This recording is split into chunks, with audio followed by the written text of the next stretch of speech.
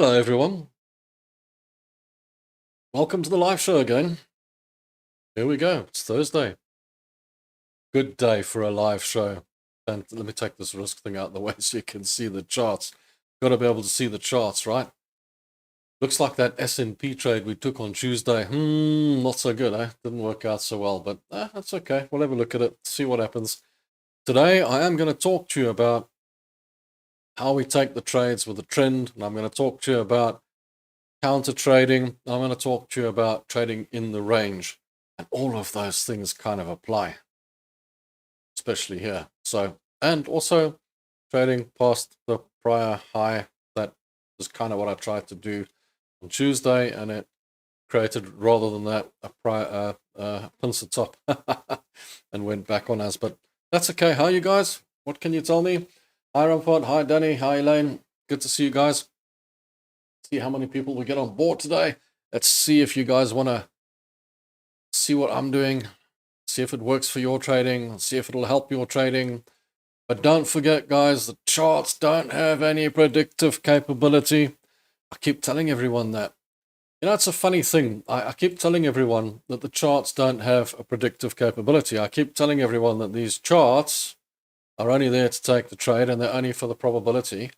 And I've noticed in one or two comments, which kind of worries me as to, am I explaining it properly? Because one or two comments have said that, but I don't see the strategy. I can't see the strategy. You know, you guys, your title said there's a strategy and there's no strategy. And I'm thinking, well, just watch the video till the end. Well, there is a strategy, but I think what's happening is people are looking at it and looking for the charts. I think they're insanely looking for charts, and they've put that down as the only thing that can possibly be a strategy.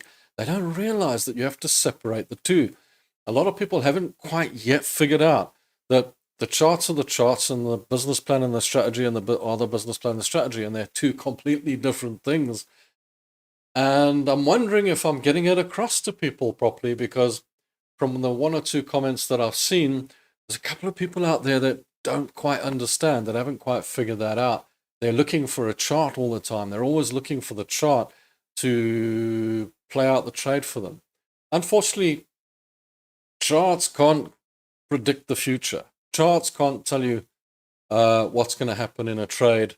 Charts can't tell you if you're going to make a profit or a loss. They can't tell you anything. All they can do is provide you with a platform to manage your trade, to manage your risk, to take the trade, and to have a comfortable feeling that you're going in the right direction, because what happened in the past will all likelihood, in your case, happen again in the future. If everyone was right, the markets wouldn't be efficient, would they? They would just be a straight line, whichever way. If everyone was just buying, and everyone would be just buying, and it makes perfect sense, doesn't it? This is a trend. As I've always said, these are the trends. And if I take this line and I actually, let me see if I can grab it, and I move it up there, and then I draw another one in, which we can quite easily do over there, then you've got quite a nice picture of your trend. Now, a trend would normally require that a line has 3 touches on it. This one has got much more than 3 touches. The one at the top, you would say, well, doesn't really have 3 touches. Well, it does actually, because it's got one there. That one's as near as damn it, and that one is pretty much going through it. So you've got 3 touches, don't you worry. And that's a perfect trend. That's actually a perfect trend. You buy at the bottom, sell at the top, buy at the bottom, sell at the top, buy at the bottom, sell at the top. So this is the DAX. It's bullish. It's going up. Earlier this week, it was breaking through because the trend was slightly different, but now it's kind of perfect. Hi, Ellen. Good to see you. Let's get fit seniors. Ooh. I tried that for a while. I was doing the gym thing for quite a while, you know, keeping fit, and then I kind of lost touch with it the last year or two. And yeah, probably need to get fit again. Okay, right. Brent. Okay, yes, we had the Brent crude oil trade in, and clearly it broke through. It has broken to the downside, but you'll see I've drawn a clear green line in here and a clear red line. And you might wonder why I've done that. Well, the red line is clearly my support. The green line is clearly my resistance. In this case, I just haven't drawn the little rectangles in. I don't always draw the rectangles in. I get lazy sometimes. But it's just to point out to me where the levels are. And the levels at this point are 65 and 70. The way I look at it, in all fairness, if this gets down to 65, I'm going to be looking for another long trade. I'm only going to be trading long on Brent because of my years in the market, all these years. I've always seen Brent as a product that trades between 60 and 120. So if it's at 65, I'm certainly not looking to short it. I'm looking to buy it. I have seen it go down to 0 when there was problems in 2020. But barring that, that's a kind of black swan event. Now, under normal circumstances and all reality, it normally trades between 60 and 120, and I just keep that in mind. Whenever I'm trading it, keep that in mind. Always keep that in mind.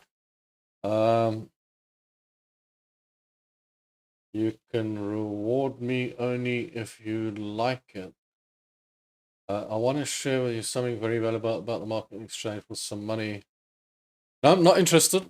Why would I be interested? I've been in the market for 33 years. Why would I be interested in anything? And please don't use this platform to sell your stuff. Okay? This is not a place for that. If you continue to do that, you will be removed from the platform. Just understand that.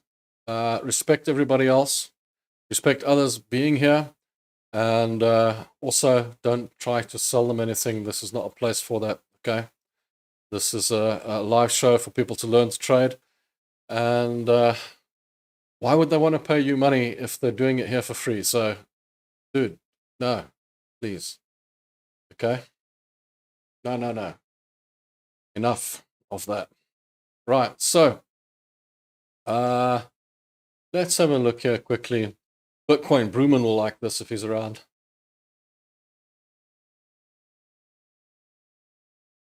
Dude, you heard what I said, okay? If you carry on, you'll be removed, okay?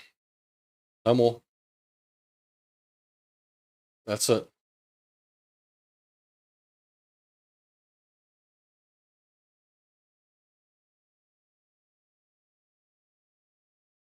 Okay.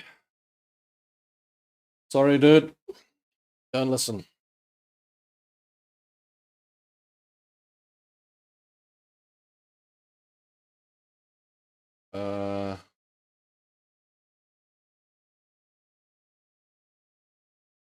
We'll put you in a timeout. 24 hours. Confirm. We don't need that on this channel. Thank you. You're out of here. Okay. Sorry, dude. We can't have that. That's just not on. It's not acceptable. I don't want you scamming my A-team here. That's not how it works. Okay. We'll get to the training in a moment, guys. And we'll start talking about a few things. It's amazing. It's amazing how the guys get on with that and try and sell you stuff. It's crazy. No, seriously. Oh, my South African Rand trade. Let's have a look at that. I was going to have a look at Bitcoin for Bruman, but I've got to have a look at my South African Rand trade. That's the interesting one. So here we are. United States dollar, South African Rand. I think most of you know why I took this trade. I took this trade because I thought, fundamentally, South African Rand should, really fall apart. And it didn't. It actually held on quite well. It almost took out my stop loss. But now it's starting to play out, it's starting to go in my direction. And I can't see how the South African Rand can get any stronger. I think this is more a US dollar play than anything else as far as the strength of the Rand goes. Maybe the US dollar weakens so much that the South African Rand stayed strong. But in all fairness, the South African Rand should not be getting any strength whatsoever, and it should be falling apart according to the way things are at the moment in the world. And South Africa being a member of BRICS, and Donald Trump even said that anyone's a member of BRICS is getting more tariffs, and they're not going to get any money, and they're not going to get any business, and no support, and all the rest of it. So, That's why we're in that trade. Aram, I know you will think this is mad, but I'm having huge success trading a 1 minute scalping chart with 100 EMA. Gonna sell doji reverse for weeks now. It's been good. So I'm glad to hear that you're doing well on that 1 minute chart. And I've done a few experiments with this in the past. For example, 1 minute charts, 5 minute charts. The thing is, every single time that I do it, I achieve huge success for a period like you have there. And it seems to be working. And then suddenly it all goes pear-shaped, because scalping always eventually goes pear-shaped. So do be careful. Do be careful. It will turn against you. It always does. But if you manage to keep on going, then keep on going if it works for you. You know what I always say is, don't try and just copy what I do or what anybody else does on the market.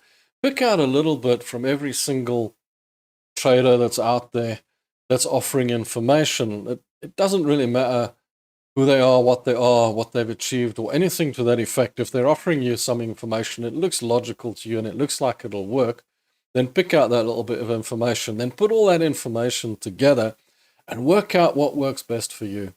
You see, certain things will work best for some people and not for others. For example, you're trading on the 1 minute chart, which requires that you probably have to be in a certain place at a certain time. And you've got to have the time to do that. And also, you've got to have a certain type of psyche and mentality that goes with that kind of trading, which you probably have, you might have. And you also have to have a certain understanding that goes around it and goes with it. So I always say, I don't write anybody off in the market and say, oh, no, that doesn't know what he's talking about. As I always say to you guys, every single system in the market works. Every single one. There isn't one that it doesn't work. It's just that one works against the other. And, for one person to be right, the other person has to be wrong in this market. There's no two rights or two wrongs. At the end of the day, if it's working for you, that's fine. As long as it works for you, for as long as it does work for you. Just a word of caution from me is that most people do lose trading like that. And in the times that I have traded it, it was soul destroying in the sense that I did extremely well, and then one trade would wipe it all out, or two trades would just wipe out all the hard work eventually. And that's the soul destroying part. Scalping can be quite tricky in that sense, because to be a scalper, you effectively need to win almost 100% of your trades to make any money with it. You'll have a win rate, for sure you'll have a win rate, because that's how scalping works. You'll always have a good win rate. But will you end up profitable, or will it wipe your account out? Will it blow your account? Will it take all your money? That's the tricky part. That's the part you got to watch out for. And you've got to have a very strong mind to work with it. But great stuff. I'm really glad to hear that you are doing well with it. And there are those, of course, that will do well with it. I mean, who's to say you wouldn't? And as I always say, like I said to you earlier, if you're watching me, you're watching everyone on YouTube. Clearly, I mean, you're looking for that next shiny thing, aren't you? So all I say is take a little bit from everyone, piece it all together, and work out what works for you. So if trading on 4-hour charts works for you, great. If trading on 1 minute charts works for you, great, because then you've taken information from everyone, put it all together and said, well, this is what works for me, and this is what I'm going to do, and I'm going to achieve great success with it. That's fine. I love it. I love to hear success stories, and that's the only way to do it, is to take all the information that you get and put it together. On this particular channel, I do trade position trading, because I've explained the whole swing trading thing before. Swing trading is when you trade one trade up and down all the time. We position trade, we put positions in, we take our time, it's 4 hours, and we leave it and we see what happens. I have shown on this channel, we did a little bit experimenting, and we were playing around with some 5-minute charts once or twice, but a lot of the guys that do normally follow this don't enjoy that, because that's not what they're into and that's not what they're here to learn. So I'll keep it on the position trading, but as far as that goes, I'm very glad to hear that. And then we've also got Shane, who likes to trade on the 5-minute charts. He comes here quite frequently. I hope he's here today. And yeah, so there are people that actually watch this channel that do trade on lower time frames as well. I don't say you shouldn't. I just say be cautious. And if you know what you're doing, that's great. If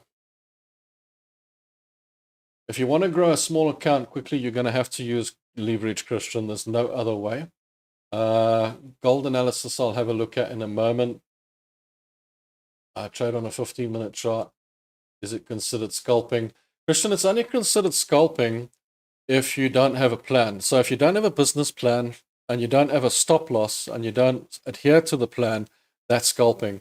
But if you have a plan trading on the 15-minute charts and you have a proper stop loss in place and a proper position, then it's not scalping. Scalping is when you trade and you quickly take profits. Trade, quickly take profits. But if you're making more on your wins than you are losing on your losses and you've got a plan and you've got your strategy in place, then it's not scalping. Scalping is about, I want to quickly take my profit. It's $50 there. I want to take it. That's scalping. But with scalping, you really do have to win most of your trades. In what way does it start to turn? Is because the market's changed and then it stops to work. I know there's no holy grail. That's exactly it. Where you said, in what way does it start to turn pear-shaped? It always does, because you get on a run, you get on a good run, and particularly on the fast trading where you're trading 2 or 3 trades a day. You know, one of the big problems with scalping, and one of the big problems I see with scalpers, is you come into the market with the presumption that you're going to make a quick $200 every day. You're going to work for 2 hours and you're going to go down the beach. But then you are presuming that that's going to happen. And what normally happens is you come in one day and then instead of winning $200, you lose 1,000. And then the next day the same thing happens, and so on. And you just never recover from that. The psychology gets you. Hey, Bruman, its hardest bit is looking for a trade and entering with a stop loss quickly enough. And that's the problem on the scalping, on the slower time frames, is you can't have a plan, and being quick enough to place your stop loss is also quite problematic. So what I used to do when I was trading on the lower time frames, and most of us old traders did at some stage or another trade on the faster time frames, but what we did was we progressed to the higher time frames, realizing that the lower time frames didn't actually work out for us. They weren't actually working because there's a bigger picture. You've got to always look for the bigger picture. But what I did on the lower time frames is I would use the prior low as my stop loss and the prior high as my open, or something like that. So I didn't have to work out and draw lines in or count or anything to that effect. I would just look at, that's the prior low, that will be my stop loss, you know, sort of thing. Okay, I like the yearly chart. For what's your win rate? Scalping is trading market noise. All scalpers will hit low, probably 8 to 10 or more losses in a row. Nick, yeah, this is where I'll explain now. Thanks for your advice, Rob. Nice to hear the wise words. I know you do. High time frames, just want to know your input on it. I can now become an analyst in your team. You can test my skill. I don't need anybody.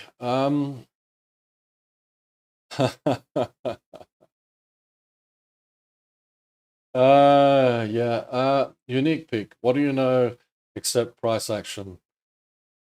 Everything. Believe me, I know all the systems. I've tried all the systems. There might be 1 or 2 that will catch me out, but there's so many these days, actually. There's so many indicators. I just don't like them anymore because they're normally lagging. They're normally, and like I said to you just a moment ago, all of the systems are the same. Every single system in the market is the same. We don't need to, that's why I trade with price action. Well, that's why I don't really worry about indicators and that sort of thing. Every single system in the market works. Every single system is the same. And if you need a charting package with all these indicators, all these fancy indicators on, I don't, you know. If I can open an account with any broker, he says, what charting package do you want? I don't mind. Whatever, doesn't matter. You know, as long as it's got a chart on it, I can draw a line on it. That's fine. Okay. Boom, boom, boom, boom, boom, boom, boom, boom, boom. When you add shares to your stocks, are your boxes and trend lines drawn or even higher timeframes like weekly, monthly? Yes, Tywell, I do that, absolutely. Normally on a weekend or something like that, you can certainly play around with that, take your time. Or if it's a quiet moment, you can go to the higher timeframes. I always try and go to the 1 day or the 1 week and just see what I got. I normally take my levels from the day though, because I'm trading on the 4 hour. So I'll go to the day and I'll try and take levels off the day. And then if I'm seriously lazy, like in the case of this Brent crude oil, I'll just throw in, there's a level, there's a level. You can clearly see the level. I don't have to look. When you've been trading as long as I have, you don't have to look.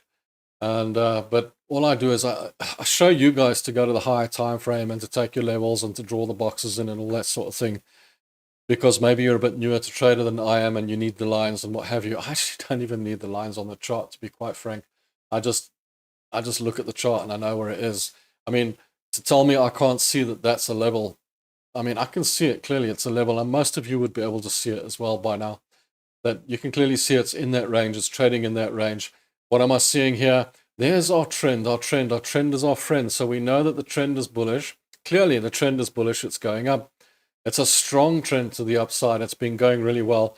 It actually came from a long bullish run, little bit of a rollover. Boof, there she breaks to the upside, resolves to the upside. Now we get a bit of a pattern in a range. To call it a flag pattern would be rough because it has quite a big range now. But this will normally resolve to the upside because it's in that pattern. Either that or it's going to fall over. If it falls over, that's bad news. But the way we stand at the moment, I see it as it's in that pattern, probably resolve to the upside, which is why I took the long trade when it broke out here. But it didn't break out. It came back and, went the wrong way. That was on Tuesday when we were playing around. But now I just stay in the trade. I know it's in that range, and I know there's a good possibility it will break out there, and then it'll head up to the level that we're looking for at the 6,600. So the three ways that we trade, obviously, are in the trend or in the range or in the breakout. And if it breaks out of a range like this, that's great. Or even if it breaks through a trend, if it counter trades, then it's also a great breakout as well. Should you wait for the retest? If you're a very cautious person, you might want to wait for the retests. Retest is when it breaks out, comes back to test again, and then goes.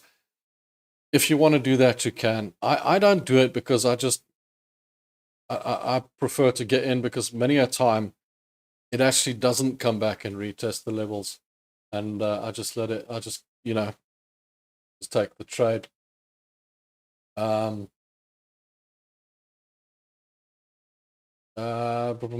There's no difference between you and even 3-month traders know to do demand zones, supply zones, trend lines. If you don't do something else, then 33 years is a number.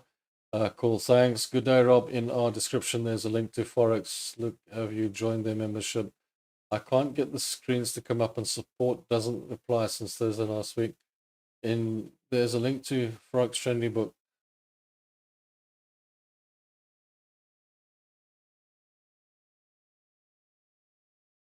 Okay, I'll have a look at that. I don't know what that is. If I've got a link to the book, it'll be on my free website blog thing, and there's a PDF there that you just have to download. It's in there. So if you're clicking that link, if you can't get in there, just go. Normally, the first comment on every video, I'll leave a link, and it takes you to the blog. And there's a PDF there. You can just download it. It's a free book. Enjoy it. It should come up for you. I don't see why it's not. Every time I try it, it's there. So I don't know. This pattern consolidation is called goodbye, man. This guy is just wasted time.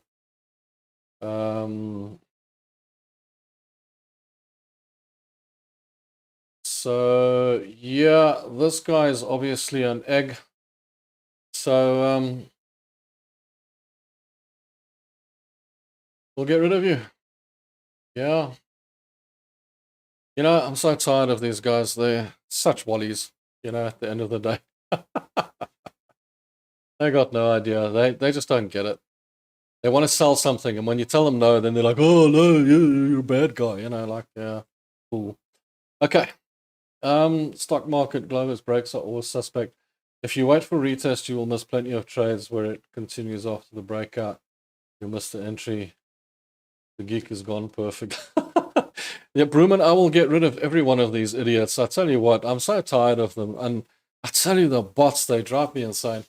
I don't know what's wrong with this world. I don't know how stupid these people are to think that you're actually going to buy something off them. And they just put the same rubbish out there constantly. And then when you say no to them, they get all finicky about it. Particularly, they're all spammers, they're all... I tell you what. It freaks me out to see these guys, how they carry on. And yeah, what can you do? What can you do? Yeah, if they're not, why can't they just leave quietly? Exactly. Why can't they just... That particular guy was trying to sell us something. I've deleted him now, but I mean, he was also particularly trying to sell me something. He's trying to ask me if he can come and be my advisor. I mean, really, come on, man. He's silly. What a fool, I'll tell you what. Hey, Sir Lunchalot, long time no see. Good to see you again, man. Lovely stuff, man. Yo. Hi, guys. Rob, that's not normal trading view, is it? This is trading view, but it's not normal trading view. No, this is on another one of the funded accounts. We've still got the other one that I've got on here. We're still busy with that as well. The reason I put this one up now, we still got this one that we're trading with as well. But the reason I put this one up now is because somebody complained that they were struggling to see the chart, so I just put this one up for now. Same thing, different day. And yeah. Then we've got the normal trading view, and then we've got MT5. I can't put everything up. I just put up what's easiest to work with and stuff, so that you guys can learn to trade from it. Okay, the lunch is here, totally. Sorry, the Forex Trading website offers membership, but for some reason the trading screen does not work. Good book though. Membership. So I'm not quite sure on that, but on that membership bit thing. Just enjoy the book. I'll put it there so you guys can enjoy it, but I couldn't answer you on the membership bit thing. So the only membership I know of is the one we've got on YouTube for you guys that want, extras like Trade of the Day and other perks and things like that. So, but further than that, no, I don't know anything on the book. Looks like this platform, which name, Match Trader. No, this is not Match Trader. This is provided. If you on some funded accounts they offer this to, I think they call it GUI trade or something like that, and that is a trading view thing, and then you trade with it. The one that you get with Match Trader is not as good as this. The one on Match Trader, I've actually got it on one other account. The trading view you get with that, I can't, for some reason or another, my system on my live show won't pick it up. Otherwise, I would show it to you. I tried to do it the other day, and it wouldn't pick up for some reason or another. But it basically, you have the Match Trader, which doesn't give you, well, the Match Trader gives you the ability to have a few blocks here, maybe 4. And then when you take its trading view, you don't get that. You've only got the 1. And I like to have a few here so that I can, pick these off for you guys while we're talking and just make it easier for myself. I don't sit here and watch all different charts like this. It's just for me to, if I'm chatting to you guys and showing you some stuff, I can just pick the blocks and show you what's going on here. A lot easier than looking for them down the side.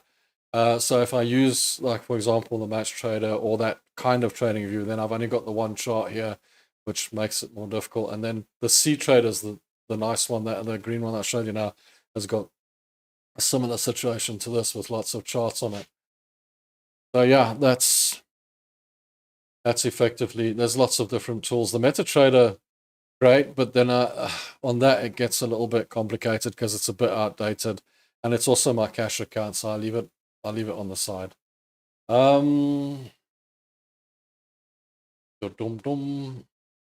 Jay Washington, welcome, good stuff. Yes, looks good. Welcome, Jay. Welcome. Good to see you on board. Right, so did we talk about the actual for Bruman? I was going to talk about Bitcoin for you, man, and I actually forgot about it. Totally. Do you see the big red line I drew in here, Bruman? That's my little line in the sand.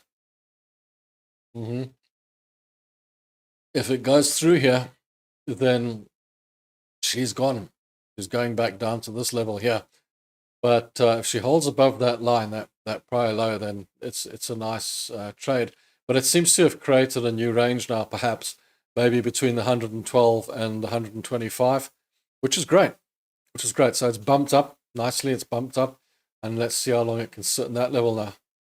Seems to have bumped up quite nicely. So I don't know if you're long or short at the moment, but I presume it's going to be a short for a little while, and then it'll probably turn around and go back up again. Now, MT5 was great when it came out, MT4, MT5, but the broker that I use with my cash accounts, mostly the one where I put most of the money, is because their fees are good. They only really give MT5, so I work with MT5. I don't like it anymore. It's outdated. I mean, it's so outdated. I mean, why don't they offer Trading View? It'd be so much better. And MT5 always on the MKL5, they always want you to buy things and add things, and no, okay. Oh, take the crowd. Sorry, man, you shouldn't have come earlier. Lol. Okay. Okay. So let's just see. Right. US 500. Yeah, this one. You guys saw me take that trade on Tuesday and probably laughed at me, and now you can laugh even more. Yeah, went long on the breakout, didn't work out. Trading in a trend is important, but it's not the be-all and end-all. But this is a nice trend. Look at the US dollar, Canadian dollar. It's in a nice trend, sitting in a trend.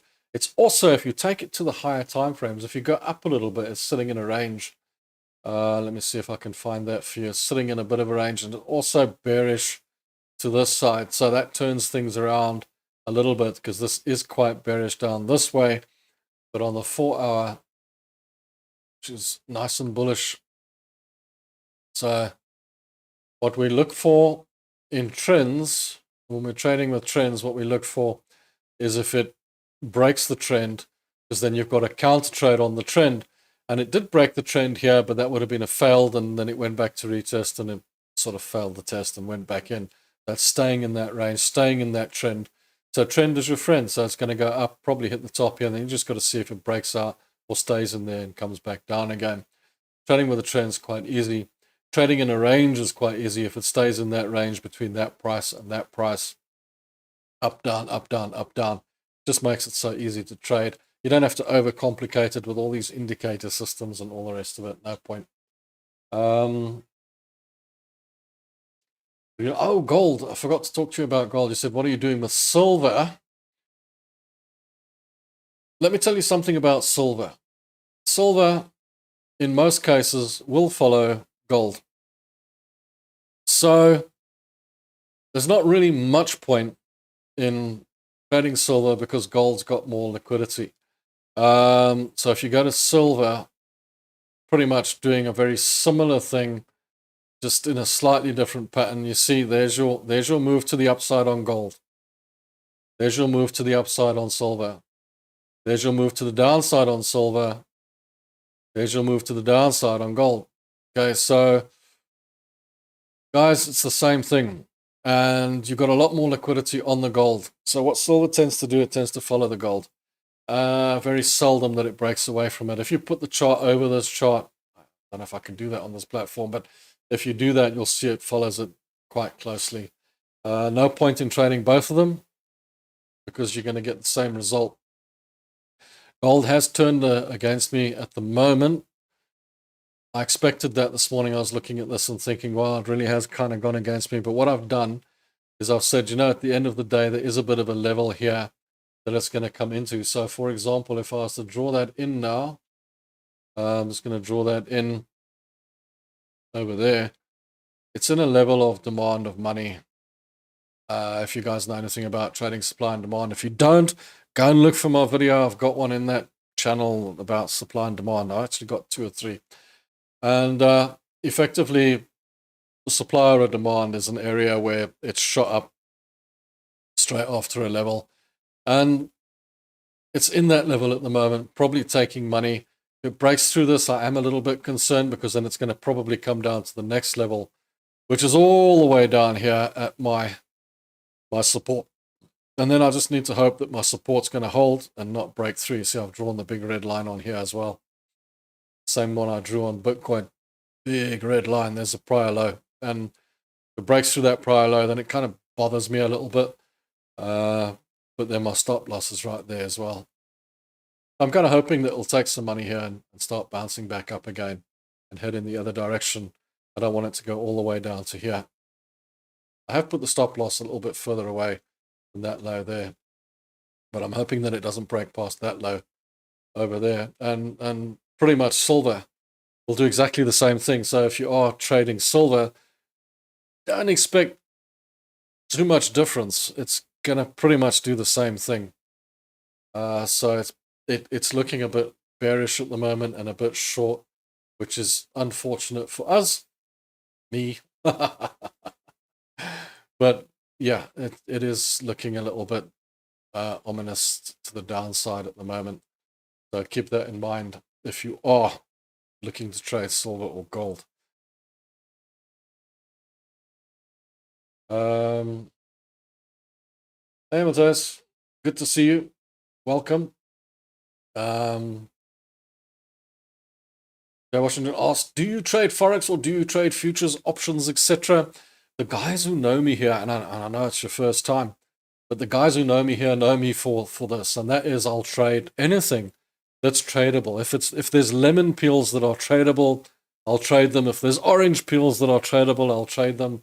I trade anything because I don't worry about the charts. The charts are not important to me. I have the charts here. I need the charts here because they draw a line in the sand and they give me the high probability trade and the ability to manage my trade. But the guys who know me here will know I'm all about strategy. I'm all about the strategy of winning more on your wins, losing less on your losses, having a fixed stop loss on every single trade, the same amount on every single trade. And go and watch some of my videos and follow them and see what I say about strategy. It's all about the business plan. It's all about the strategy, which allows me to trade absolutely anything. Will I invest in absolutely anything? No. I only invest in shares. My investment account is a completely different ballgame because I control it completely different to the way I control my trading. Investing is what makes me all my money at the end of the day, and investing is the way to go because it's time in the market, not timing the market, because nobody can time the market. Doesn't matter who they are, they can't time the market. So time in the market is going to make you a lot of money in the long run, over a long period of time, not 3 minutes or 5 minutes or 2 weeks or 1 month or a year. It's going to take 20 years, 30 years. So what I have is investment accounts where I just keep adding to the shares and I never sell them. The only time I sell a share is if it really looks like things are not going well for that company and it looks like something has gone wrong, or I hear the word fraud or I hear the word bankruptcy or something like that coming along with that company, then I'll sell every cent and put it into a new company. But I just leave them, set and forget, and don't worry about them. It's the only place where I will ever dollar cost average something and add to the trade, doesn't matter what, because it looks like it's correcting or something to that effect.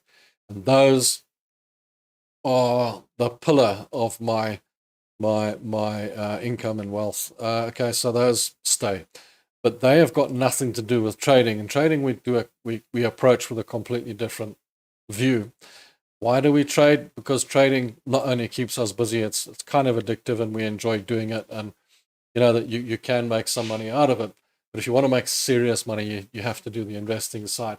And yeah, I trade absolutely everything. Have I traded on every time frame known to mankind? No, I've traded on most though. I've traded all the way down to the 1 minute. I've traded the 5 minutes, the 15 minutes, the half an hour. But I've seen some people who want to trade on the tick charts and the seconds. You know, I once put charts on a tick chart and tried to trade it, and it was insane. The only reason people drop to the lower time frames, though, is because they're bored, or because they're impatient, or because they're unable to wait for a trade to come to them, unable to sit on their hands. And obviously, it keeps you busier and it's more exciting. But the trouble with trading on those lower time frames is you tend to lose more money. Why do you lose more money? Because the candle that you're trading on is quite unreliable. Let's get this right. If you look at a 4-hour candle, if you look at a day candle, you've got a lot of information in there. You've got lots of feedback coming to you. It's like when you're doing research, you're getting a lot of feedback back. So you know that's reliable information. On a 5-minute chart, all you've got was what happened for the last 5 minutes, which really doesn't tell you a lot.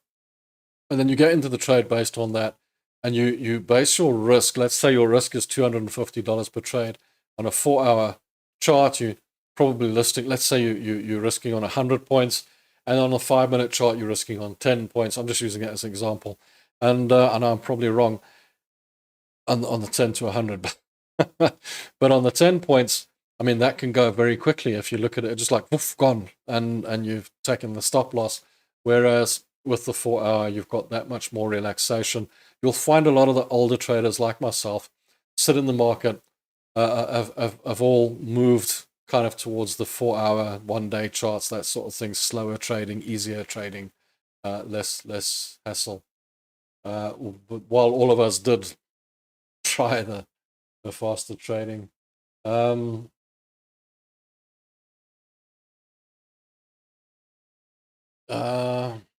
Okay. Hey, Sir Lunchalot, see you again. Thanks for coming. It's good to see you again. I still love the name, Sir Lunchalot. Still the best. I don't think many people are going to beat that name. That's fantastic. But it's good to see you again. It was great to have you on board again. And hopefully I'll see you next time. It's always good to have you around. Okay. Because we built quite a nice community. The community has grown quite a lot. And actually, I never expected when I started the YouTube channel, to be perfectly fair, to have more than 15,000 subscribers already. That's really gone well. And especially with what I'm preaching, because I'm not really preaching to you guys that you're going to make $1 million in a day. I'm really telling you that it's quite a tricky game. So I was surprised to see that so many people actually are interested, and thus we are still here, and it keeps me busy, and it keeps me happy, and I enjoy doing it. So here we are. Yeah. Lower time trades lead to more trades, less move to compensate for the slippage and commission. You know what Nick says about the lower time frames is quite interesting. Because you see what happens now on the lower time frames is you kind of need to trade more to make the money. But then you could trade more with the higher time frames as well. It's just, you see, if you turn around and say, I'm risking 1% of my account on 4-hour trades, and that's $250 per trade, let's say. And you decide, look, if I trade on the 1-minute charts or the 5-minute charts, to negate that risk, maybe I should just risk $25 per trade instead of $250 per trade, thus reducing the risk and making sure that I can take more trades to make up that $250. But the problem comes in that now you need to take 10 trades just in place of that one trade. And that's where the complication starts to come in. You need to take a lot of trades to try and make up for that difference. So then you end up risking more. And of course, eventually you end up losing more as well. 9 times out of 10, a scalper will end up dollar cost averaging for the simple reason that a scalper feels the need not to lose. So when they're in a loss, they need that to go into a win, and the only way they can get that into a win is to average it out and try and hope that it goes up again so they can get out of it with what I call a relief trade. So in other words, a relief trade is like, oh, it gets back to the cost. Whew, it's back where it was. I can get out at a cost with no profit, no loss. That's the relief trade. Like, whew, I'm out, sweat. That happens a lot with scalpers, because if it goes against you and it stays against you and it keeps going against you, it can become insanely bad. You see, like what I've said to you guys quite often is you come in and you want to trade, right? So you're going to trade on the 5-minute charts, 1-minute charts, 10-second charts, I don't know, and you want to trade fast. You want to trade quick. And you get in and you say, you know what, I'm going to come in and I'm going to work my butt off for 2 hours and I'm going to trade this and then I'm going to walk away with my $200 profit. That's enough for me every day. And then I'm going to go and relax and whatnot. What normally happens, though, is you come in with the presumption that you're going to make $200 profit. You haven't thought that, what if I make $200 loss or $400 loss? You've only thought, I'm going to make $200 profit every day. So you come in, maybe the first day you do make $200 profit and you're all good. And the second day you come in, maybe you do it again. And now you're 400 up. The third day you come in and you lose $700 and you, wait a minute. And then the question is, in that 2 hours, do you stay the rest of the day and try and get that money back? Or do you close down at 2 hours and say, well, I lost that day and I'll have a look tomorrow. And I'm in a loss. I'm $300 in a loss, but that's okay. Tomorrow I'll come back and try and make $200 again. Or are you going to stay and try and make that money back? Now, in my experience, most people that I know, including myself, will tend to stay. And because you want a revenge trade or you want to get that money back or you want to, try and recover that. Now, I've always had a rule because of that, and that's when I grew the rule into my trading career, was when I was trading those time frames. I realized that, this can go sadly wrong.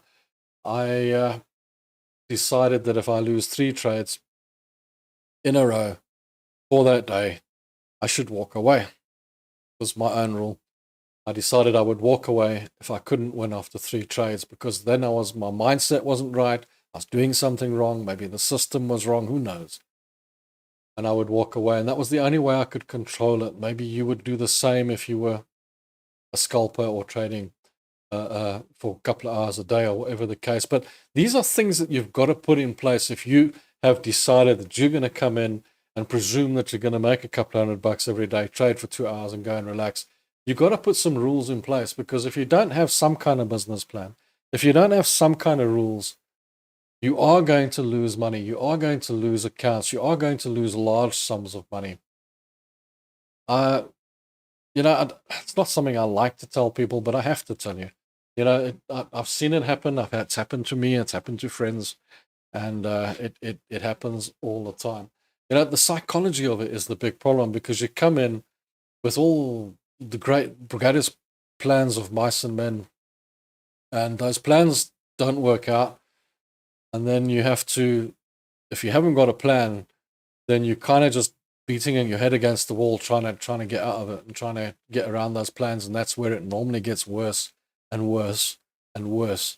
So watch out for that. That is important. You've got to have some kind of plan B, particularly if you're doing that kind of trading. And remember now, so now you've come in and you've said, no, I'm going to risk $25. Now you've got to take 10 trades just to get to the normal $250 risk that you would have. I take a trade, I put it in place, and I leave it there for as long as I need to. Now look at this US 500 trade, for example. On Tuesday, we sat here together and we had a laugh when I took the trade over here, and I took it because it went above the prior high. I said, okay, I'm going to take this trade long and see what happens. So I took it. The thing is, it's not a 5-minute trade, it's not a 1-minute trade, it's a 4-hour chart. I'm looking at it, it didn't work out, it's come back, but I'm also looking at the big picture here, because this is what you can do on higher time frames, is look at big pictures. And you get this big picture here, this is in a range. I'm thinking, how low is it going to go? If it goes to this level, I know, and I'll put my risk management in place, and that's it. And I've got lots of space to get to this point, and it's in that range, it's staying in that range, it's now working its way back up. Maybe it'll break through, maybe it won't. It's a 50-50. It's always 50-50. When you look at a chart and you take a trade, there's no guarantee. It's always 50-50. Charts can't predict which way the market's going. There isn't a chart in the world that can predict which way the market's going to go, which is why we have a strategy in the first place. So my strategy is not to lose more than that and to try and make that amount over time. But I could leave this trade in place for centuries if I wanted to. I don't like leaving index trades in over weekends because I know things can go pear-shaped. But if I wanted to, I can leave it there for as long as I want to. And it's not going to be any problem to me. And certainly I left Brent crude oil in for a good few days. And I was long, and it went, and it went, and it went, and it went, and then eventually I saw this, and okay, time to get out, even though I haven't come close to my profit target. Nowhere close to my profit target. Nowhere nearby where I want to be. But, okay, get out of the trade. But you're getting out of the trade with profit, and it's going down, so you're just sort of like, okay, let me just get out of here and look for a new opportunity. That's it, look for a new trade. Position trading is that much more relaxed when it comes to that scenario, whereas 5-minute trading, it's going to be more difficult for you. So if you want to risk the full amount on your 5-minute trading, then you want to remember that you are actually risking the full amount on your 5-minute trading. In other words, instead of risking that amount on a larger scale, you're risking it on a small amount of contracts, points, lots, whatever the situation. Chances of you losing it are 99% higher.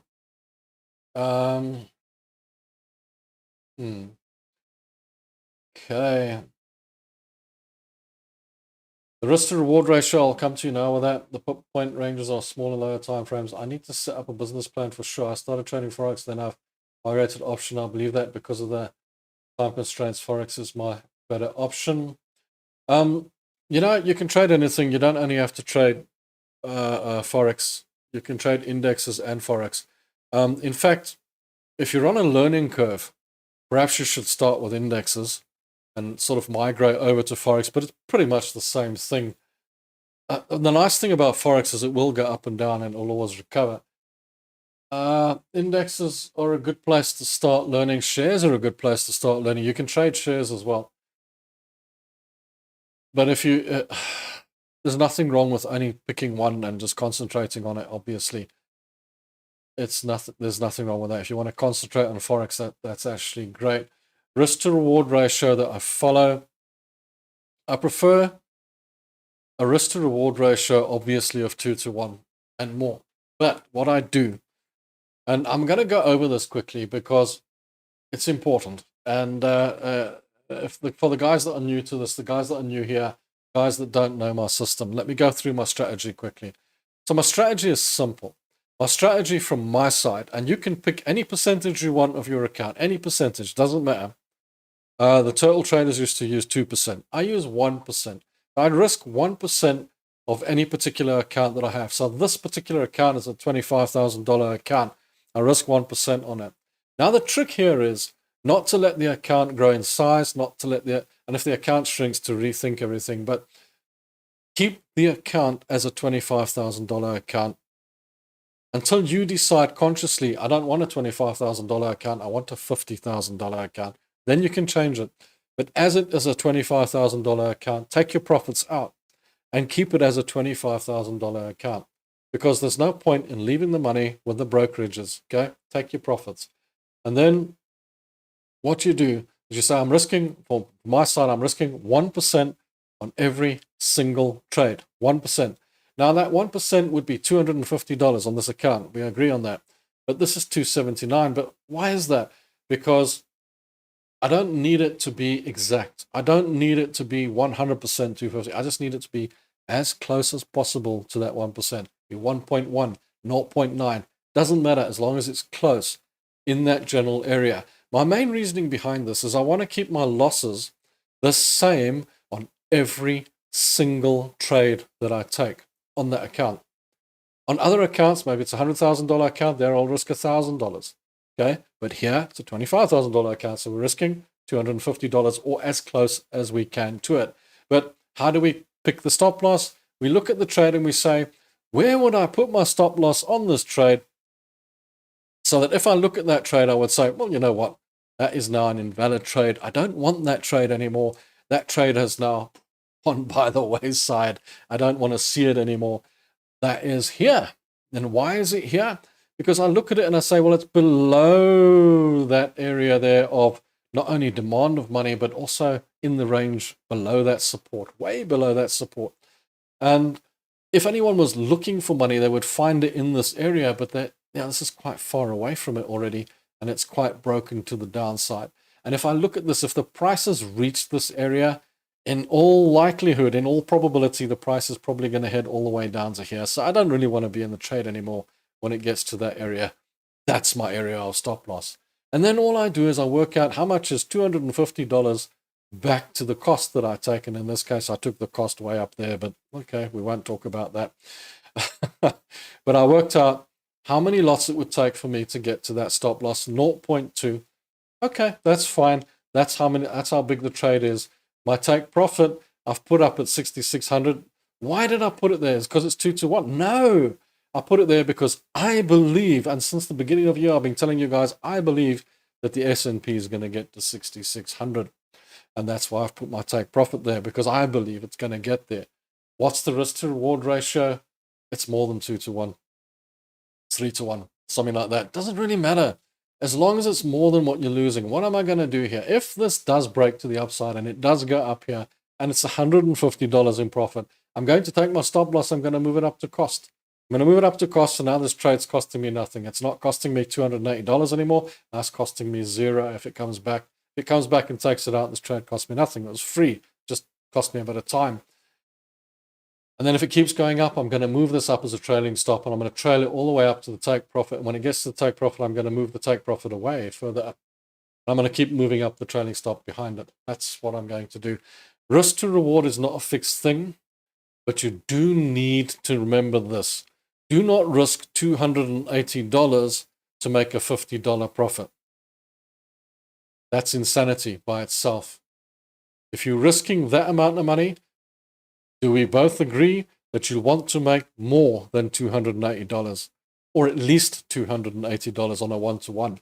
You know, if you want to trade one-to-one, it's fine as long as you're moving your stop loss up and pushing your profit away. You might make more at the end of the day. But the idea behind the entire strategy is to make more on the wins and lose less on the losses. That's the idea behind the entirety of the strategy. I do hope that somehow puts that in perspective for you.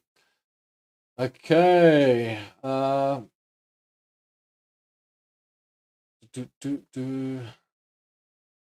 so you know, if you want to use that business plan, like I say in all my videos, you're all welcome to it. You're all welcome to use it. As I said earlier, every single person that you watch on YouTube, or you know, or every trader has got a system or a strategy, and if you put them all together, you can work out what works best for you. Like I said to you earlier, I use 1%. The turtle traders used to use 2%, and they made $175 million in 5 years. Back in 1983. Okay, I do trade SPX and gold. I've withdrawn profits from gold. SPX not yet. SPX is more difficult than gold, but it's a good one to trade. Nothing wrong with it. A lot of guys like to trade the Tech 100, but I rather trade the SPX because it's got the Tech 100 in it and the Dow and everything in it, and it's actually quite a nice one to trade. But there's no point in trading all three. I do have all three on the board usually, Dow, SPX, and NASDAQ, and I'll take whichever one feels best, but you'll see they kind of really follow each other as well.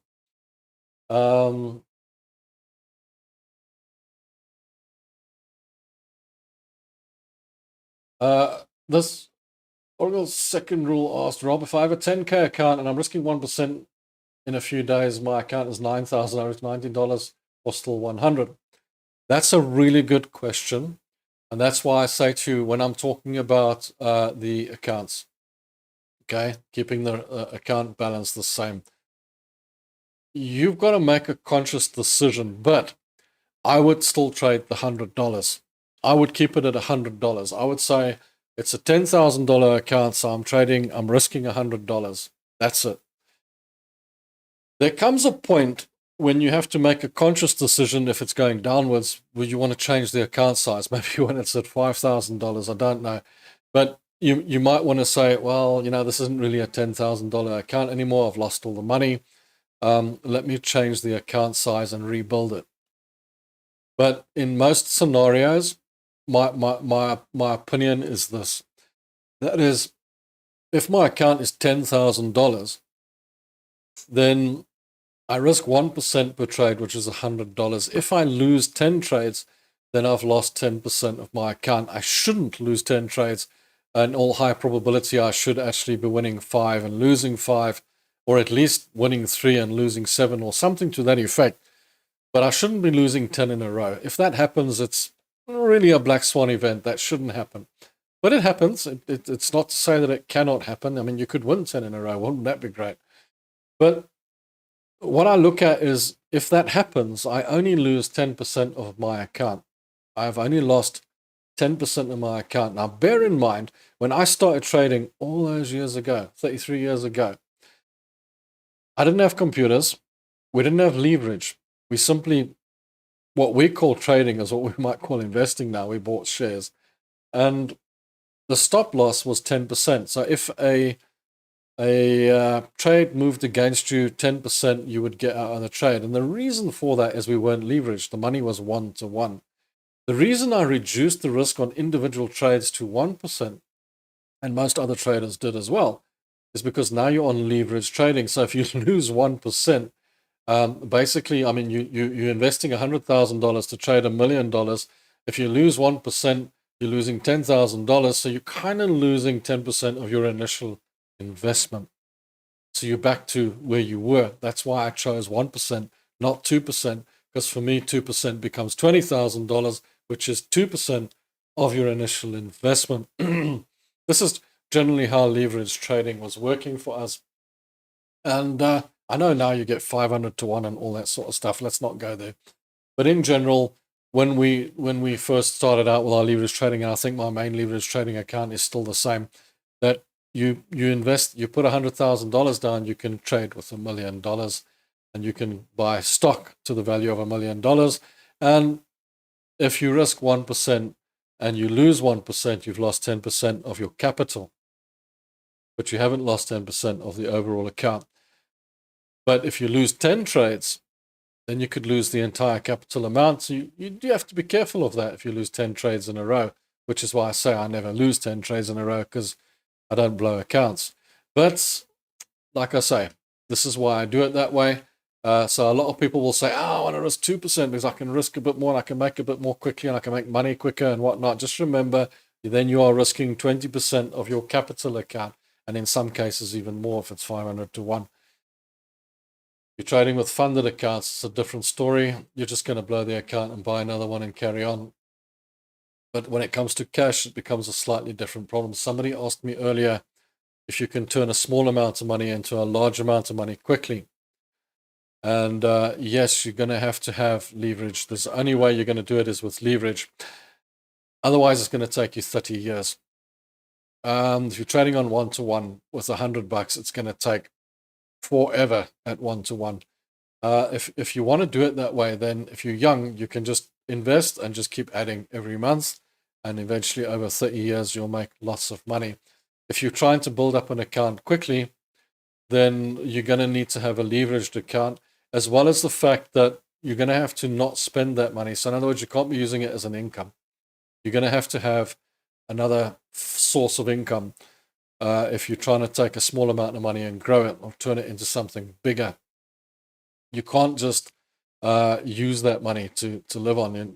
It's not going to be enough, number one. And number two, every time you take the money out, it's never going to grow, is it? So you're trying to grow that small amount into something bigger, aren't you?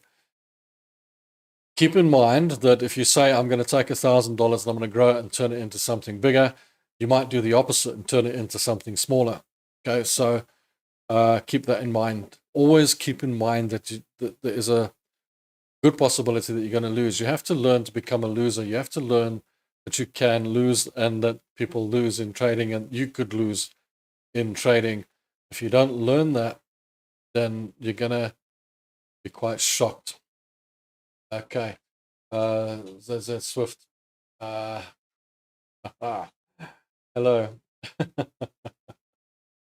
Yeah, it's a pleasure. I'm glad that helps. And I'm pretty sure that it'll send you in the right direction. Oh, gosh, yeah.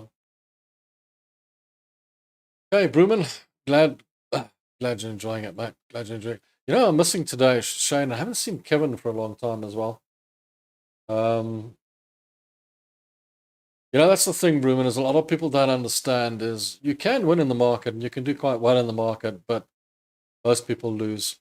Why do they lose? It's not because of systems. It's not because of charts. Like I said to you, charts can't predict anything. They can't tell you anything. Charts cannot predict the market. They give you an opportunity to trade. That's all they can do. What goes wrong is the actual people in the market. The people trading are the ones that are losing.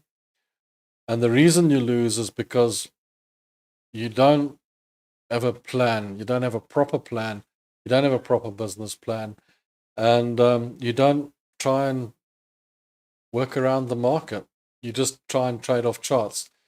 So many people, as I said at the beginning of the video, I find a lot of people, the first thing they do when they see my videos is say, where's the strategy? And they're looking for it on the charts. And I'm like, it's not on the charts. It's not on the charts. It's your plan. That's what makes the difference. What's your plan? And that's what makes you the money at the end of the day, not the charts. How do you think the turtle traders made $175 million in 5 years? Do you think they made it on the charts? Their charting system stank, man. They would win 2 or 3 trades out of 10. They had a 20 or 30% win rate. But the profit, because they made more on the wins and they lost less on the losses. The system that they were using on the charts was pretty much a breakout system, which is why it probably did so well. But by the same token, it wasn't the charts that made them the money. It wasn't a win rate that made them the money. It was the ability to stick to the plan, the ability to stick to the strategy. You know, those guys were chosen because they had no idea how to trade, because they had no idea about charts, because they had no idea about financial markets. That's why they were chosen. Richard Dennis took them and he put them in there, 13 or 14 guys, and he taught them and he said, this is how I want you to trade. This, you follow this to the T, and that's what they did. And it made him a fortune. So that's why I say to you guys, it's not about charting. It's about following a plan and following a strategy. Now, don't get me wrong. I don't say you don't need you need the charts. You obviously need the charts. Without them, you can't take the trade, can you? You need to draw the line in the sand. For example, you're looking at Brent crude oil and you're thinking, should I buy or should I sell? Well, you kind of need the chart there to tell you which way you want to go. You don't need all these lines and stuff. I mean, you can just throw a dart at it and say up or down, buy or sell, because there's only 2 ways it can go. Some people told me there's 3 ways, but there isn't 3 ways, because the third way is sideways. But look at sideways. Sideways, up, down, up, down, up, down. Sideways is super tradable. It either goes up or it goes down. Now what we do is we pick a system and we put a system in place which makes us feel better because we're choosing an up or a down. This makes it easier for us to choose the up or a down. What it also does is it makes it easier for us to choose where we want our stop loss. Makes it easier for us to create the trade. And once we've created the trade, we feel more comfortable. If I take this chart away, and I leave you with all these numbers, and I say, take a trade on the New Zealand dollar, Japanese yen, you'll be like, whoa, which way is it going to go? There's no human being that's insane enough to be able to look at that and say, I'll take a long or I'll take a sell. Because you've got no idea if you're just looking at a number, do you?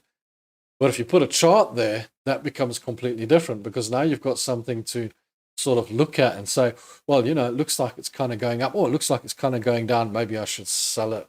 You know, you've got some idea of what's going on, some sort of idea.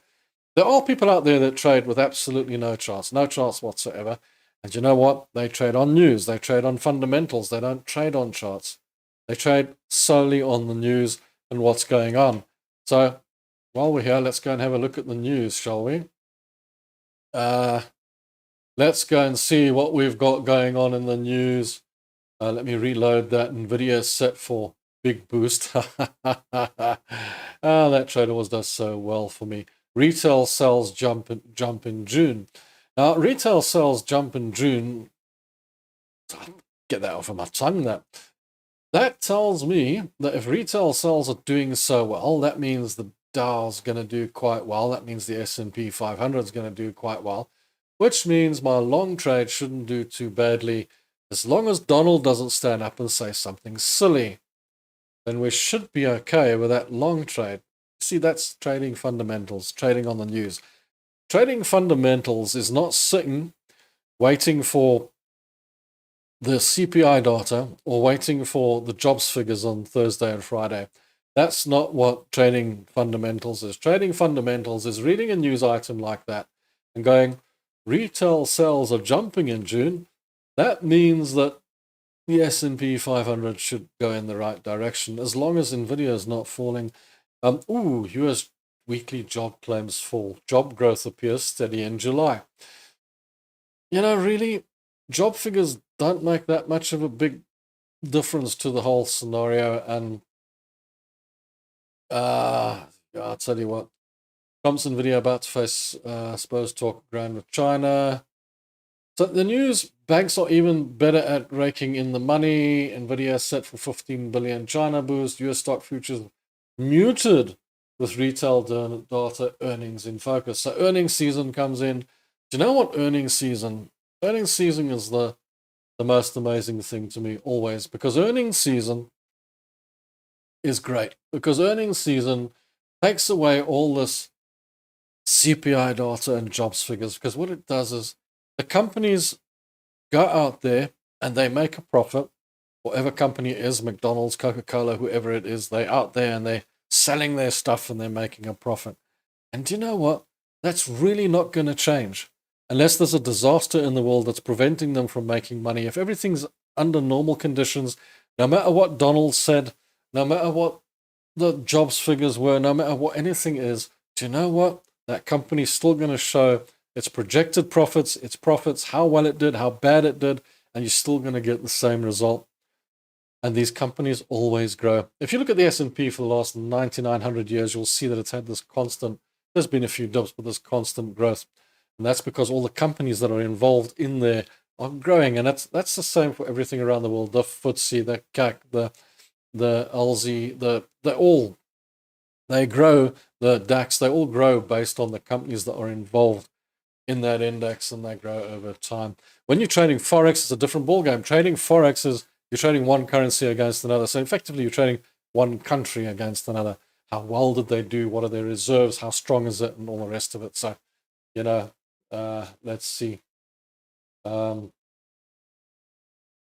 Bruman's asking where his buddy Blue Mango is. Yeah. So we're missing Blue Mango today, Shane, and we're missing Kevin. So, yeah, sometimes the guys find their ways to other channels. It's interesting, and they don't always stick around. It's good if the guys do stick around. Maybe they don't like my style of trading as much as somebody else's. Who knows? But that's how live shows go. We move on.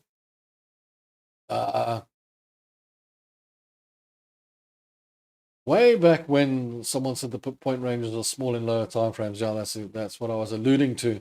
Is they are quite small on the lower time frames. So on the lower time frames, you're risking that much more when you take that trade, which will cause a hassle for you. But even there, once again, you see, you allude to trading on 5-minute charts, and now you go down and you start trading on the 5-minute charts. Now I'm going to make money on the 5-minute charts. And once again, you forget that the charts can't predict the market. The charts can't tell you which way the market's going to go. The charts can't tell you whether it's going to go up and down. All you can do is position a trade based on that chart.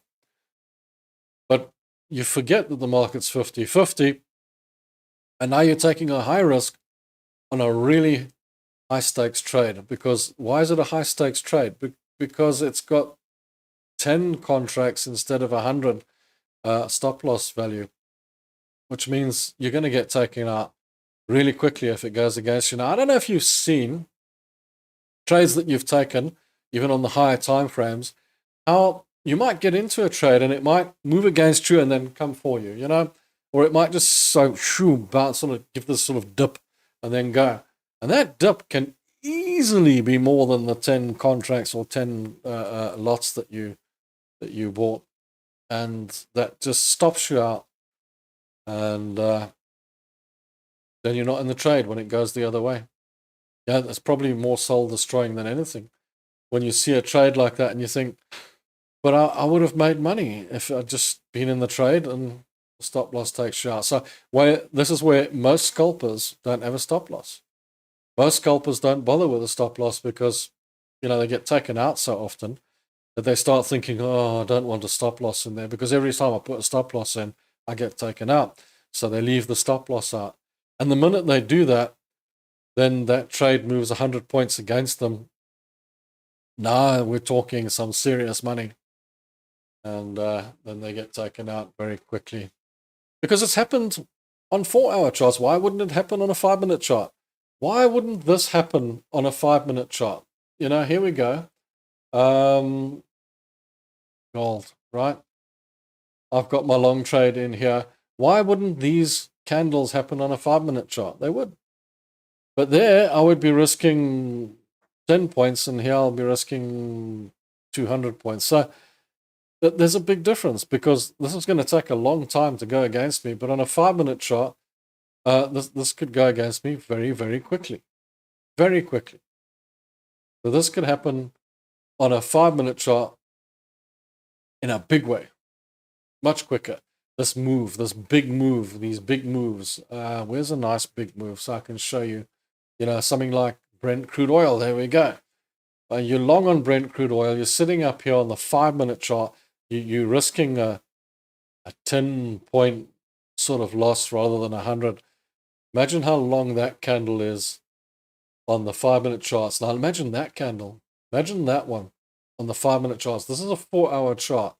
Now, what's going to happen with that candle on a 5-minute chart? I don't want to put it on there because it's just going to mess up the whole scale here. But, that is insanely long on a 5-minute chart. And you would have only a small amount of risk on it. So if you don't have a stop loss on this on a 5-minute chart, what do you think is going to happen to your account? Because that is a big move. It went from 75.68 down to 70, 69.99 before it carried on going. That one candle on a 4-hour was a huge move. Now, if you didn't have a stop loss on your 5-minute charts, let's just say you're in a 5-minute chart, okay, and you're going up and everything's fine and you're around about here, okay, and you get up and you go to the toilet. And when you come back, it's gone down to there and you don't have a stop loss. Where do you think your account's going to be when that happens? Because you didn't put an automated stop loss in and you weren't expecting this. So even that would be quite tricky. So that's what catches you on the lower time frames. That's what catches you out on the lower time frames. That sort of thing. It normally wipes you out. So you have to be careful. You have to be wide awake. If you're sitting trading on the lower time frames, you literally can't have a trade in. You can't be sitting with a trade in place and get up and go to the toilet or something. No chance of that. You're going to have to sit there and watch that trade, make sure that it plays out. And this is why I said to you guys earlier, if you're trading on those lower time frames and you said, I'm going to make $200 a day and I'm going to sit and trade for 2 hours, and you're $400 down on the day, do you stay after those 2 hours? Do you continue trading? Do you stay in the trades? And I've seen this 100 times as well, where you're in the 5-minute trade and it hasn't gone into a profit. Let's say it's sort of like $20 in loss, and the trade hasn't played out. The 2 hours are up and you're sitting waiting. And now you really need to go and make a cup of tea, a cup of coffee, or go to the bathroom, or whatever the case. And if you get up and go and do that, and I've seen this 100 times, you get up and go and do that, and you come back and that big red candle has occurred, you're in trouble. I used to have a friend who lived across the road from me, and he used to joke with me. He used to say, geez, Rob, I went and took a shower. I came back, I lost 50 grand. And I couldn't believe it. He said, I took a shower. I came back, I lost 50 grand. And I said, that's exactly it. That's exactly what I'm talking to you guys about right now. those lower time frames are tricky. Whereas with the higher time frames, and this is why most old traders like myself tend to veer away from those lower time frames and walk away and start trading on higher time frames, is because now we can position the trade. We know we've got lots of room. I can go to the shops, I can go to shower, I can do whatever I want to. I can leave these trades as long as I want to, knowing that there's a stop loss in place. That's the level, that's as much as I can lose, and that's it. That's where we are, you know, at the end of the day. Ah, there's Blue Mango. Aha, he's arrived. Maybe you've always been here and you just didn't want to tell Brewman. I'm pretty sure of it.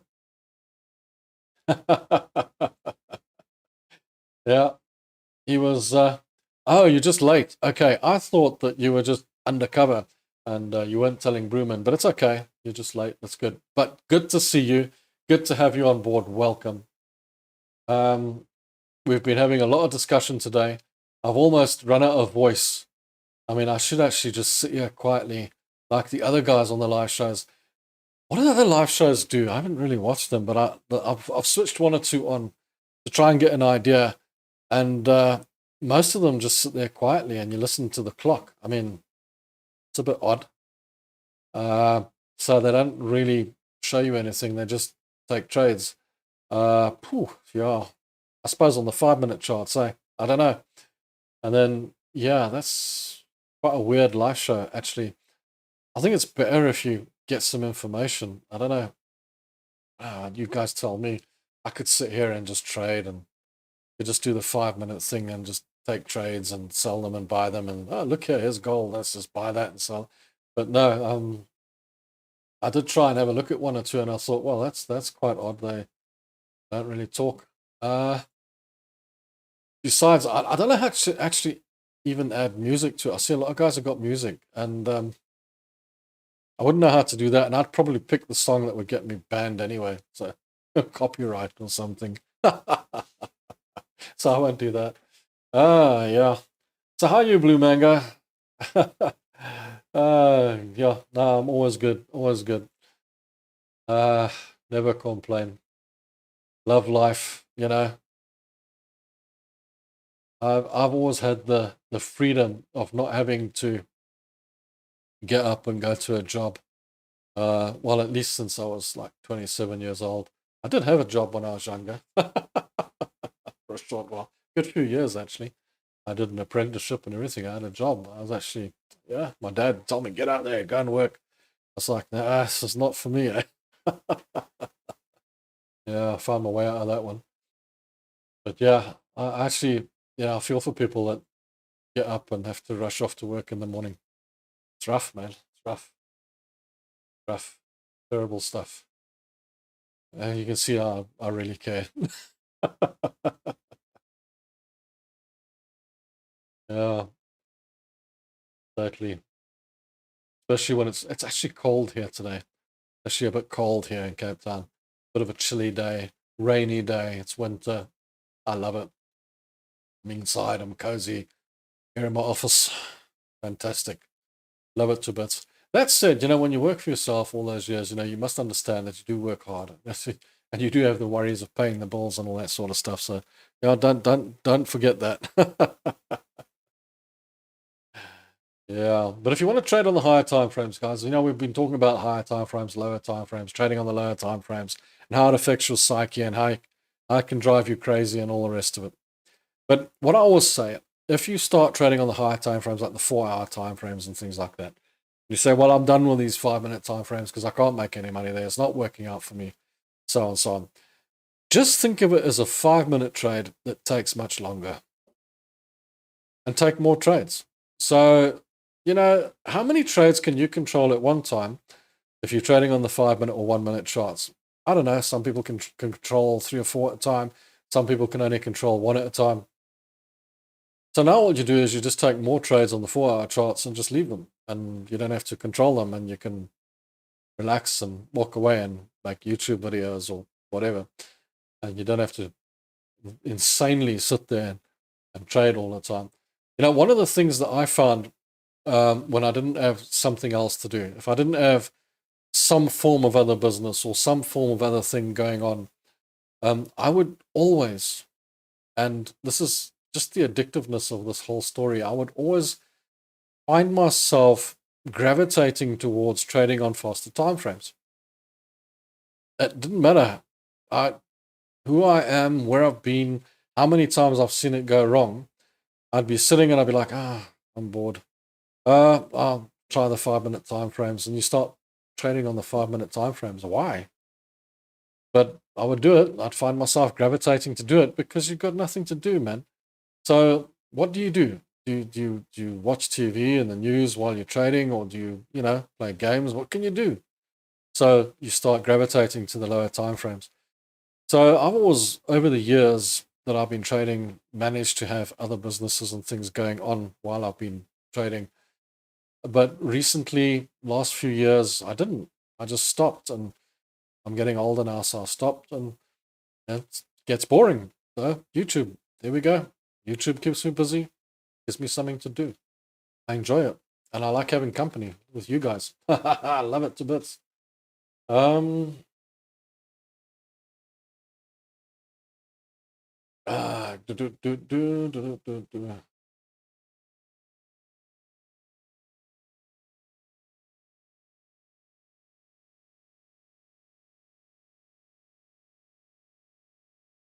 Ruben trades the 15-minute, but it's very precise. Yeah, I find myself, like I say, if I don't have other things on the go, I find myself gravitating towards doing things like that. And you probably do as well. It's just, it's human nature. It's the psyche of the human being.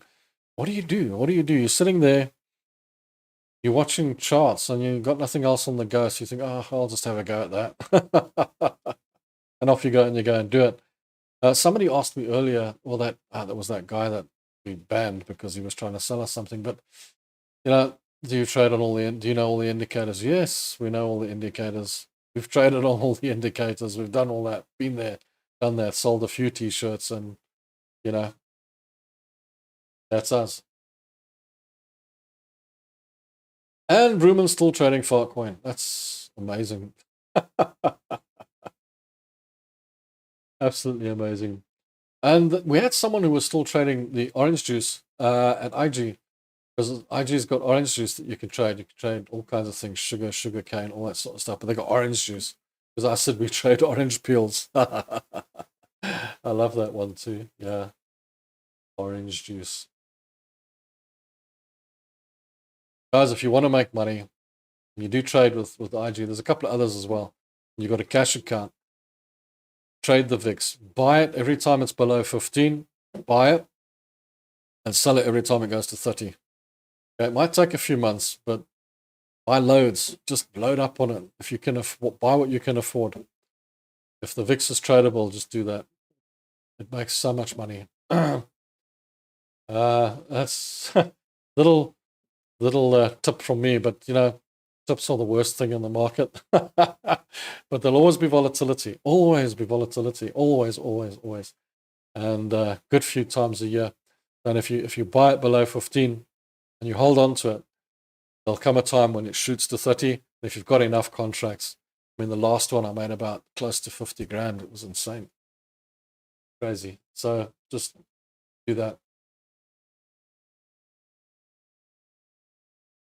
New coin called Butthole. I love it.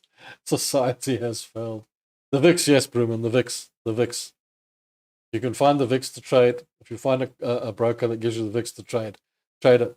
But don't trade it on a daily basis. Trade it on the long term. So in other words, like I said to you, just buy it when it's below 15 and you just hold on to it until it spikes and then take the money. And you'll see it just every so often it spikes and then you take the money. It's going to cost you money to hold it, by the way. Don't forget that. It's not cheap to hold it, but it's worth it. It's really worth it. Just hold on, and then it spikes and it gives you the money.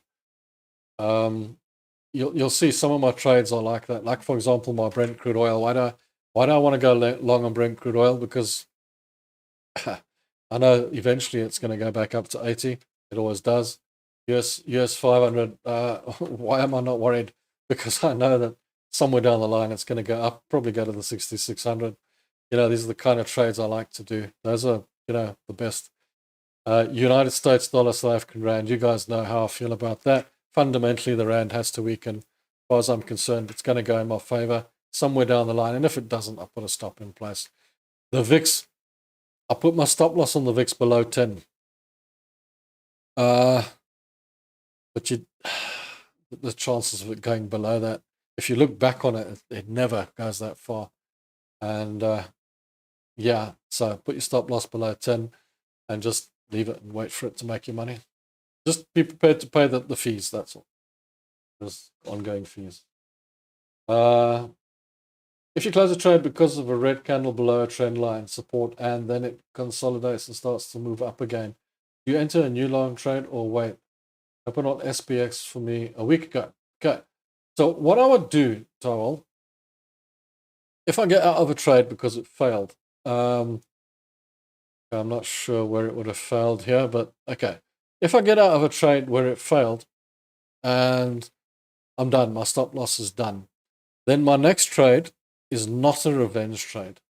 My next trade will be a completely new trade. So actually a good example of that is actually Brent crude oil. Let's go in here. So we had a long trade.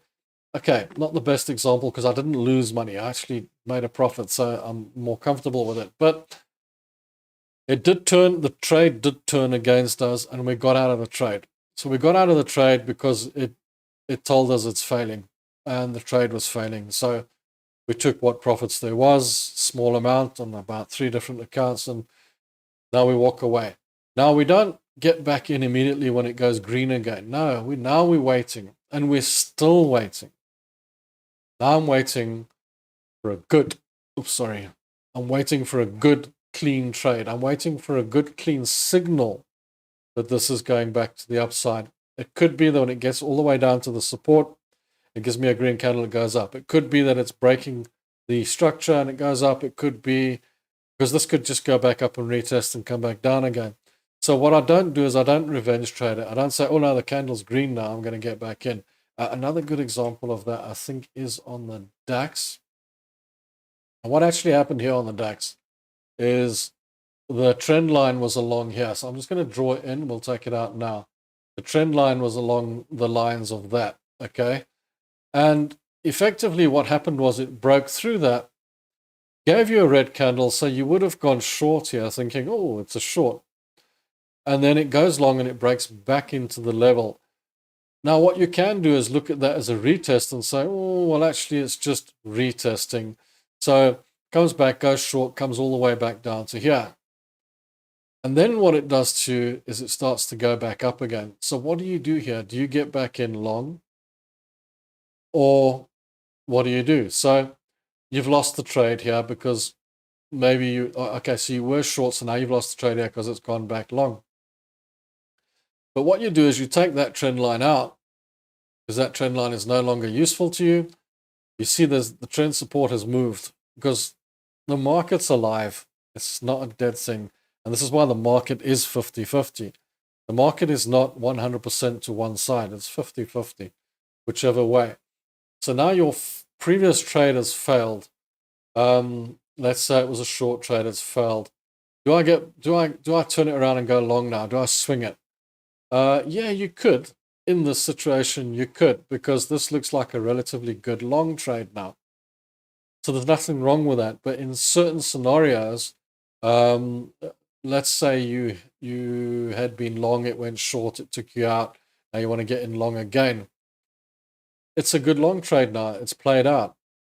So you've just got to look at the trade for what it is. Don't trade it as a revenge. Don't do that. Just look at it and say, well, it's a completely new trade now. What happened in the past is in the past. I'm looking at the future now and what kind of trade I can get out of it. That's the best way to look at it.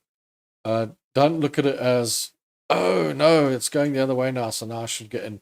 For example, now I'm in the United States dollar, South African rand. Now, this trade is alive. And I know that things are going to move around. And guess what? Things have actually moved around. Because I'm long on this trade. It has gone against me here. So I'm like, well, I didn't get out because there's this level here, this level of money here. So I'm thinking probably take that money and go back to the upside. But you'll be saying to me, but Rob, it's going back up to retest and coming down. Yes, that's a strong possibility, but then there's also this possibility that the level has changed. This has moved.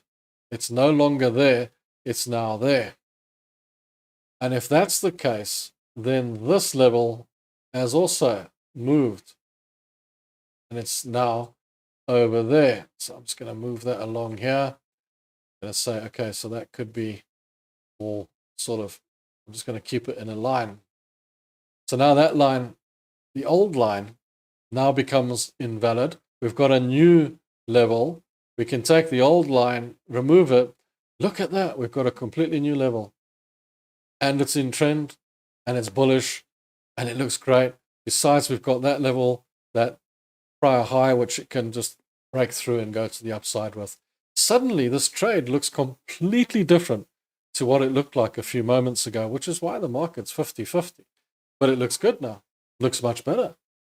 Just based on moving a few trades, a few lines around. All I did was move the line. I didn't do much at all. I moved the line. You move the line, suddenly you got a new trade. So just look at the trade for what it is. So if I'd stopped out here early rather than waiting or waiting for that, I would have been cross with myself because this has actually come back, bounced off what is now support and gone back up. And this could go all the way up to the top here, giving me a good trade. So every trade you take must just be a completely new trade. That's all. Hey, Mohammed, welcome. Good to see you again.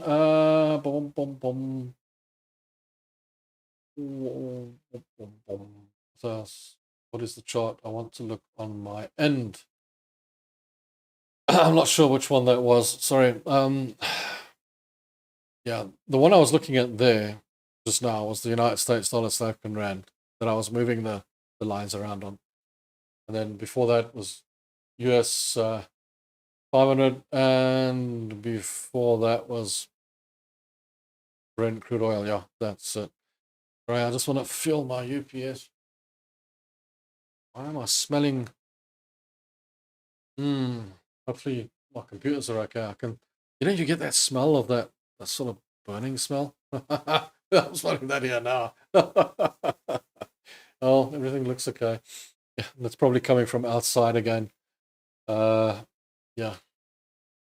probably the oaks are burning something outside.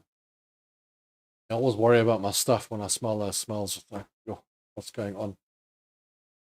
Okay. Dum dum dum dum dum dum. The guys, yeah, we're looking good here. We had a really good session today. It's been good, man. I hope I've helped some people with something and giving you some information. But yeah, the most important thing, as I always tell you guys, is the risk management. The risk management's the most important thing. If you just manage your risk and you have a plan, you'll be okay.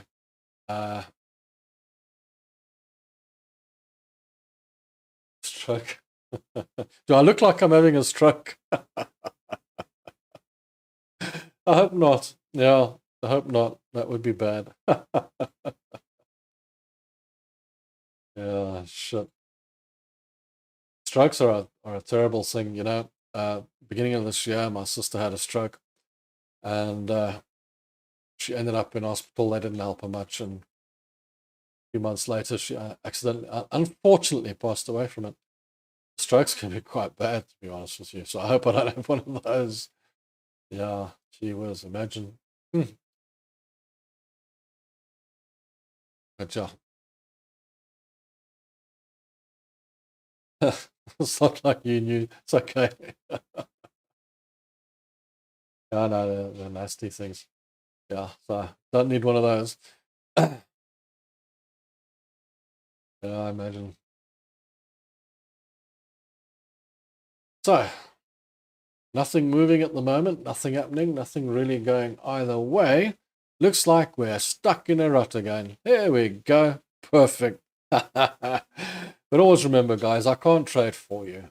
That's why I say to you guys, I know you're all watching all the oaks on YouTube and you're watching all the other guys and whatnot, and I don't know where else you find people. and obviously looking for that golden nugget and what have you. And you must do that, because you will pick out stuff from each individual trader that works for you, the information from each individual arc that works for you. Really, you don't need to say, oh no, that arc's that, and that arc's that, and that. They all got something that they trade with that works for them.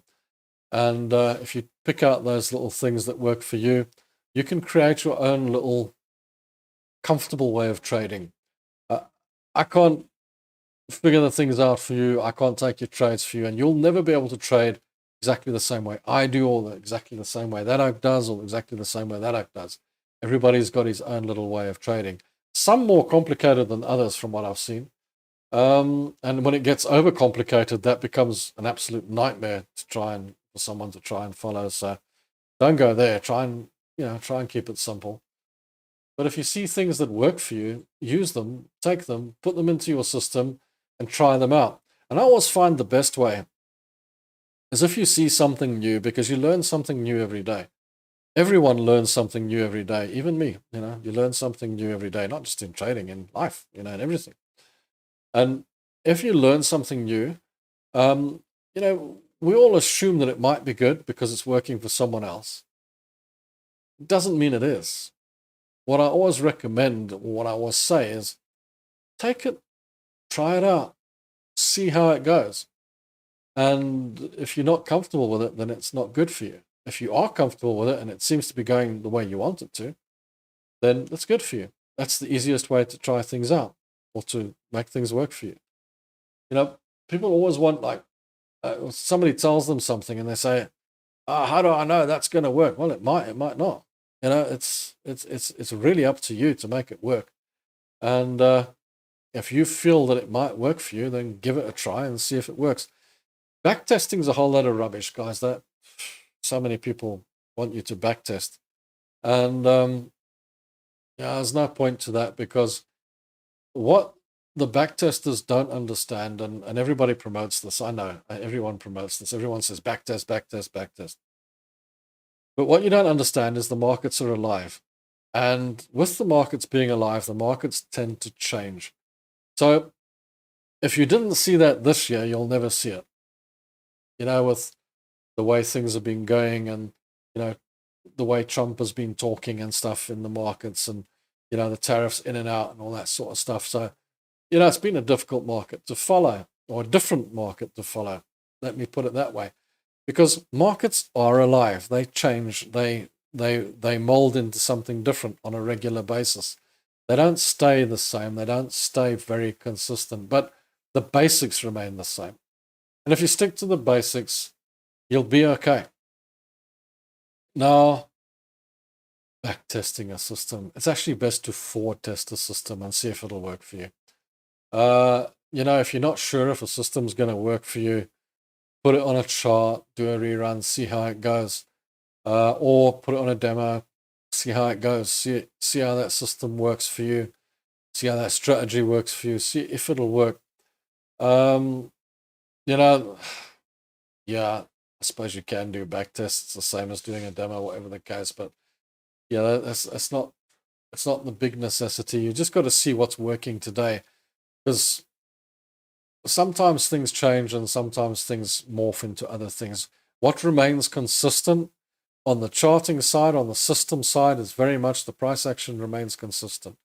You either trade in a trend, you counter trade the trend, or you trade the range. That will always be the same. The strategy, in all likelihood, will always remain the same. And those are the consistents for me. Those are the things that I found that remain consistent, and you don't need to change them. Whereas what does need to, often changes is the way people trade with all these other indicators and what have you. They can affect your trading in a big way. Okay, one alerts me to crazy fast with Bitcoins like brew, but this is by far the best trading community on YouTube. Thanks. I'm glad to hear that. I'm glad to hear that you guys are happy with the community. I'm glad we're growing as well. It's always good for us to get better and better and better, and grow and become something bigger and bigger. It's always great. So yeah, we've gone through the news, eh? So let's just double check the news quickly, and I'm just going to go back to the news quickly and just have a quick look if there's anything new. Everything's changed, if the world has ended. No, everything remains the same there. That looks pretty straightforward, pretty standard. Guys, with that, I think I'm going to actually end the show now. I'm going to be on my way. It's been a couple of hours. It's been good. Don't forget that systems and strategy are different. The charts are the system. The strategy is your business plan. Make sure you got a business plan. Usually people gravitate towards the higher time frames. Remember, the charts can't predict anything. They're just there for you to take your trade. You know, so many people think the charts are going to predict the future for them. They're not crystal balls. They're just charts. And they're just high probability trades. That's all they are. Can't trade for you. You've got to learn your trading system. Just a quick going over of what we talked about today. So, guys, I want to thank you for being with me. It's been fun. It's been great again. I love having you guys as a crowd together. It just makes me feel better. It warms my heart. And it gives me, you know, a feeling that I'm also part of a really nice community. Trade with a trend. Look after yourselves. Guys, keep your feet on the ground. Reach for the sky. Make lots of money. Enjoy the weekend because it's coming towards the end of the week. Don't forget to watch tomorrow's video where I give you a video on the turtle traders. I'm actually giving you the story on them so you can figure out how these guys made 175 million bucks in 5 years. So watch out for that video. It'll be out tomorrow. Thanks for everything, guys. Thanks for being here. I've really enjoyed myself. I hope you guys have enjoyed yourself, and I'll catch you guys soon. Don't forget to join us next week for Tuesday's live show, which will be a little bit earlier at 1100 GMT +2. Cheers, guys.